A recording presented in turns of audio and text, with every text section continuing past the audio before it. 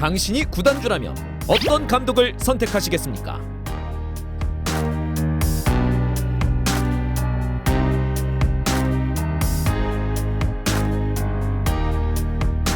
먼저 감독이 되기 전의 행보를 알아볼 텐데요. 우선 펩은 선수로서 FC 바르셀로나의 레전드 그 자체이며 선수 커리어로는 다른 두 명과의 비교가 불가능합니다. 카탈루냐 출신 성골로서 바르샤의 유스와 B팀을 거쳐 당시 요한 크루이프 감독의 선택으로 1군에 데뷔했습니다.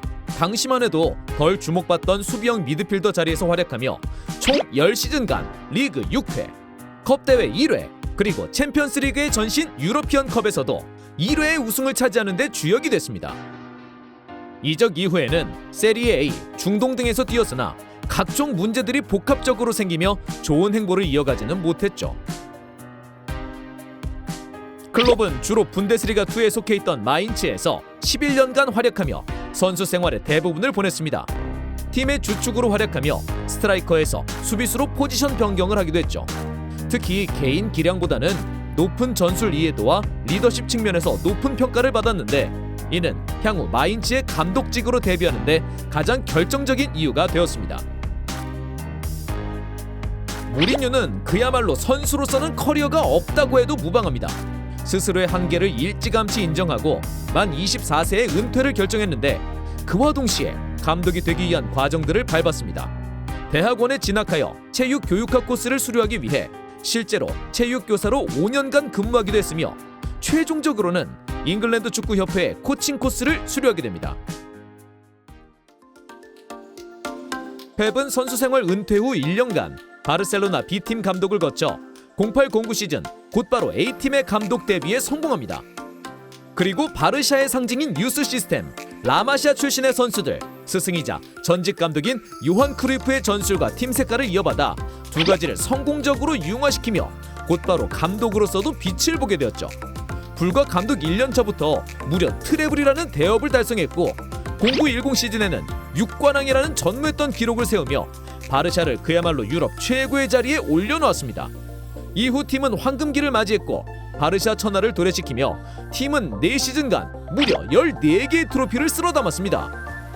11-12 시즌을 끝으로 팀을 떠난 뒤 1년간 휴식을 가졌고 13-14 시즌부터 전 시즌 트래블을 기록했던 바이에른 뮌헨의 감독으로 복귀했습니다. 그리고 팀을 3시즌 모두 리그에서 우승시키며 팀 역사상 최초로 4연패를 달성했는데 문제는 챔피언스 리그에서 3년 연속 4강에 머물렀다는 점이었죠. 그렇기 때문에 리그에서의 성공에도 불구하고 성공적으로 평가받지 못했습니다.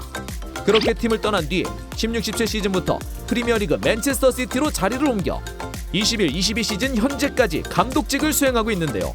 리그에서 첫 시즌을 3위로 시작했지만 이후 우승 3회, 준우승 2회를 달성하며 맨시티를 명실상부 프리미어리그 최고의 팀으로 등극시켰습니다. 하지만 맨시티에서마저 챔피언스리그 우승을 아직까지 달성하지 못하고 있다는 점이 펩에 대한 평가에서 가장 발목을 붙잡고 있습니다.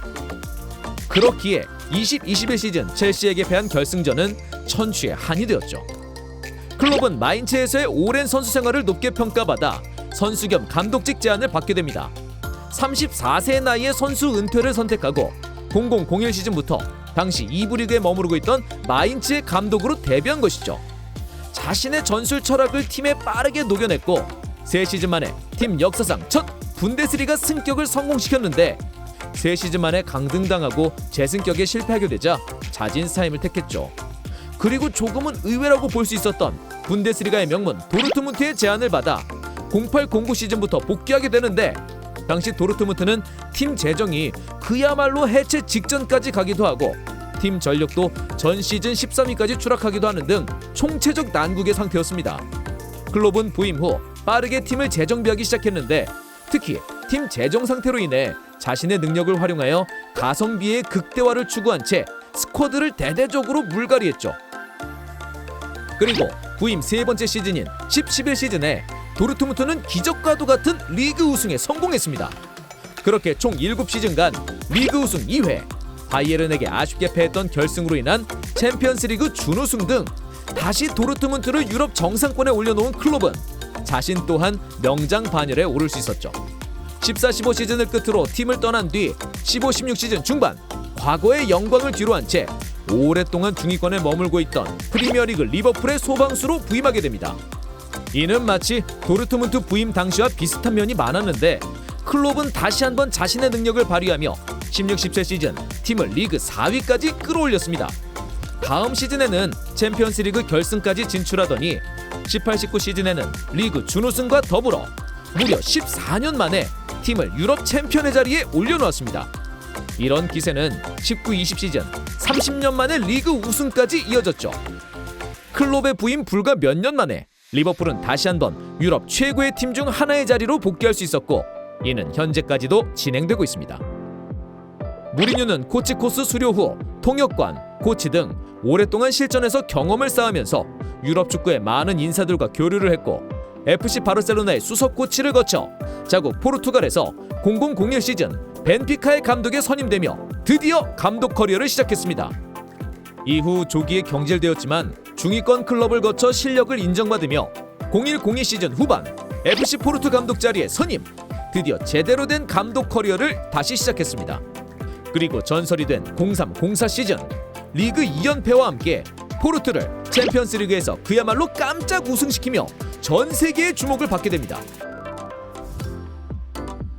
곧바로 명장 반열에 오른 무리뉴는 프리미어리그 첼시에 부임하게 됐고 첫 시즌인 04-05 시즌에 곧바로 당시 리그 역대 최다 승점 기록을 갈아치우며 팀을 50년 만에 우승, 리그 우승을 2번이나 달성했으나 3시즌 만에 부진과 불화로 계약을 해지했고 이번에는 세리에 A의 인터밀란으로 향하게 됩니다.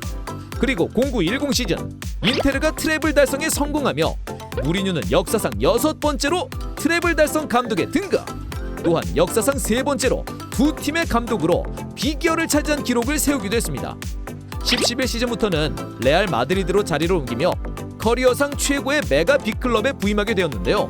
먼저 챔피언스리그에서는 16강 광탈러로 이미지가 굳어가던 레알을 2시즌 연속으로 4강에 진출시켰고 11-12 시즌에는 리그에서 바르샤를 제치고 우승하며 역사상 최초로 유럽 3대 빅리그에서 모두 우승한 감독이 되었습니다.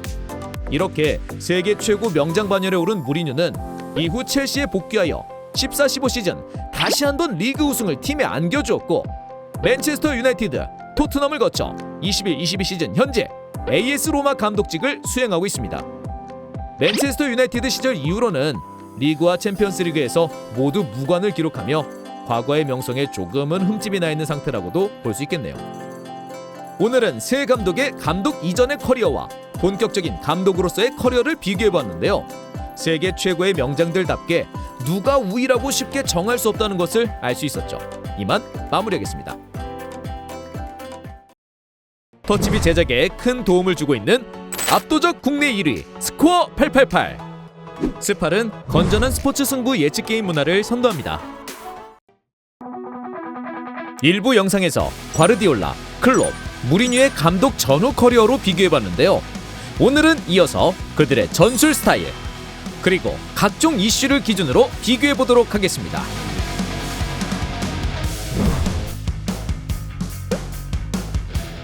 펩 과르디올라의 전술이라고 하면 모든 축구 팬들이 딱 한 단어가 떠오르실 텐데요. 바로 감독 데뷔팀의 상징이기도 했던 티키타카입니다. 공격이 시작되는 최후방부터 심지어는 골키퍼부터 간결하고 빠른 쇼패스를 활용하여 빌드업을 전개. 현재는 많은 팀들이 추구하고 있는 이런 후방 빌드업의 교과서와도 같은 것이 바로 펩의 전술이었습니다. 특히 보통 수비형 미드필더 자리를 담당하는 레지스타를 센터백 사이로 내린 채 3백 형태로 시작하는 빌드업 과정이 핵심이라고 볼 수 있죠. 그리고 이런 티키타카를 위해 공을 잡은 선수를 기준으로 주위에서 다른 선수들이 삼각형을 이루는 대형을 끊임없이 유지되도록 합니다. 이런 오프더블 움직임이 장착되어야 상대 진영으로 향하는 볼의 전개와 탈압박이 계속해서 이뤄질 수 있는 것이죠. 그렇게 되면 팀의 점유율은 자연스럽게 높아지고 그만큼 공격 횟수가 상대에 비해 많아집니다. 또한 티키타카에 비해 덜 주목받지만 펩의 전술 중 가장 핵심은 강한 압박이었다고 해도 과언이 아닙니다. 그만큼 수비 훈련 비율이 압도적으로 높았다고 알려져 있죠. 상대 공격 시 높은 진영에서부터 강하게 상대를 압박하여 공격 진행을 방해하고 자연스럽게 상대가 라인을 더 깊숙이 내리게 만들기.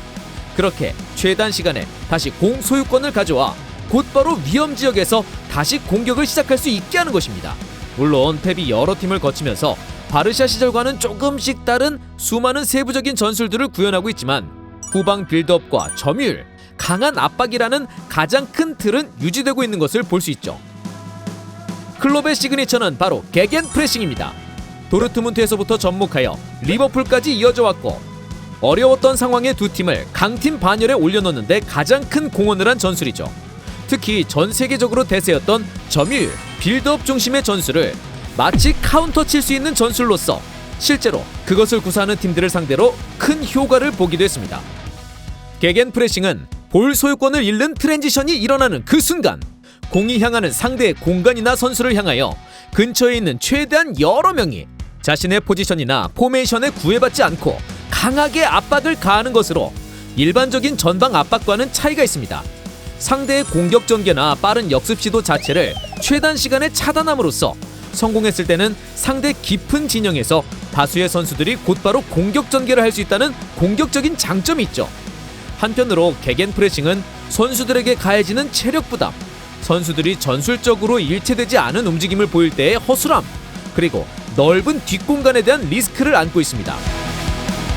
도르트문트, 리버풀에서 클롭의 부임 초반 이러한 시행착오들을 겪었지만 결국 완성도 있게 실현하는 데 성공했고 팀은 많은 성과를 거둘 수 있었습니다.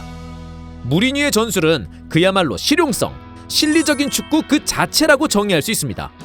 즉, 이길 확률을 가장 높이는 전술을 구사한다입니다. 축구에서 이기는 방법 중 가장 첫 번째는 당연히 실점을 허용하지 않는 것이고, 그렇기 때문에 무리뉴의 전술은 수비 중심이다라는 인식이 많이 자리 잡고 있는데 사실 반은 맞고 반은 틀리다고 볼 수 있습니다. 먼저 무리뉴의 팀이 상대적 강팀과의 경기를 하게 됐을 때 흔히 버스를 세운다라고도 할 정도의 두터운 수비를 중심으로 선수비, 후역습 전술을 구사합니다. 하지만 상대가 열세 혹은 우리의 공격이 승리의 높은 확률이라고 판단되는 경기에서의 무리뉴는 주도권과 점유율을 중요시하며 절대로 공격 전술에 소극적이지 않습니다. 실제로 무리뉴의 팀은 항상 다득점에서 리그 상위를 차지했습니다. 확실한 것은 수비에 더 중점을 두고 철저하고 약속된 부분 전술과 함께 경기에 임하며 공격 전술에서는 비교적 선수들의 자율성을 추구한다는 것입니다. 펩하면 선수빨, 팀빨 아니냐? 여태까지 바르셀로나, 뮌헨, 맨시티라는 유럽 최정상급 스쿼드를 보유한 팀에서만 부임해왔는데 펩이 추구하는 전술이 그 팀처럼 탑 클래스의 선수들만이 유연하게 수행할 수 있다는 점에서 그의 능력에 물음표가 달리곤 했죠. 즉, 자신의 수준 높은 전술을 실현하지 못하는 선수들과 함께였다면 과연 이 정도의 업적을 거둘 수 있었겠는가 하는 의문입니다. 또 빼놓을 수 없는 것이 챔피언스리그에서의 부진입니다. 10-11 시즌 바르샤에서의 우승 이후 바이에른과 맨시티라는 최고의 조건이 갖춰진 팀들에서 10년이 넘도록 우승을 차지하지 못하고 있는 것이 리그에서의 압도적 성과와는 별개로 비판을 받고 있는 것이죠. 여기에는 다양한 이유들이 있겠지만 결정적으로 너무나도 잘 알려진 시그니처 전술이 통하지 않을 때 전술적인 유연함이 부족하다는 것과 토너먼트 진입 후 중요한 경기들에서 깜짝 혹은 변칙적인 선수 기용과 전술이 패착으로 돌아왔던 것 등이 거론되곤 합니다. 클롭에 관해서는 사실 부정적인 이슈는 크게 없다고 볼 수 있습니다. 오히려 도르트문트 시절부터 빛을 발휘했던 그의 선수 발굴 능력이 높게 평가되고 있습니다. 팀 사정상 가성비 영입 전략을 택할 수밖에 없었는데 그 선수들이 향후 팀의 핵심이 되어 큰 성과를 이뤄냈다는 점에서 큰 의미를 띠는 것이죠. 같은 맥락에서 최상의 스쿼드를 갖추지 않고도 자신이 발굴해낸 선수들을 성장시킴과 동시에 자신만의 확고한 전술을 도입하고 완성도를 높여 팀을 정상 궤도에 올렸다는 점도 그에 대한 정당한 고평가입니다. 마지막으로 무리뉴에 대해서는 여태 그가 이뤄낸 엄청난 업적들과는 별개로 이슈들이 존재합니다. 먼저 빅매치 때마다 그가 들고 나왔던 안티풋볼로 불리는 극단적인 수비 전술에 대한 비판입니다. 실리 추구와 축구의 진정한 묘미라는 상반된 관점에서 끊임없이 거론되며 끝나지 않는 이슈죠. 또한 레알 시절부터 시작되어 특히 시즌 막바지마다 반복되는 선수들과의 불화, 선수를 향한 거침없는 독설 등으로 선수단 장악에 문제를 보이는 것도 최근에 알려진 이슈들입니다. 자, 지난 영상에서 새 감독의 감독 전후 커리어, 그리고 이번에는 그들의 전술과 이슈를 살펴보면서 비교할 수 있는 내용들을 소개해봤습니다. 분명한 것은 그들 모두 감독으로서 엄청난 성과와 명예를 얻었고 현재 진행형이며 축구계에서 인정받는 세계 최고의 감독 반열에 오른 사람들이라는 것입니다. 그렇다면 과연 구단주가 된 여러분의 개인적인 감독 취향은 어떠신가요? 그럼 여기서 이만 마무리하겠습니다.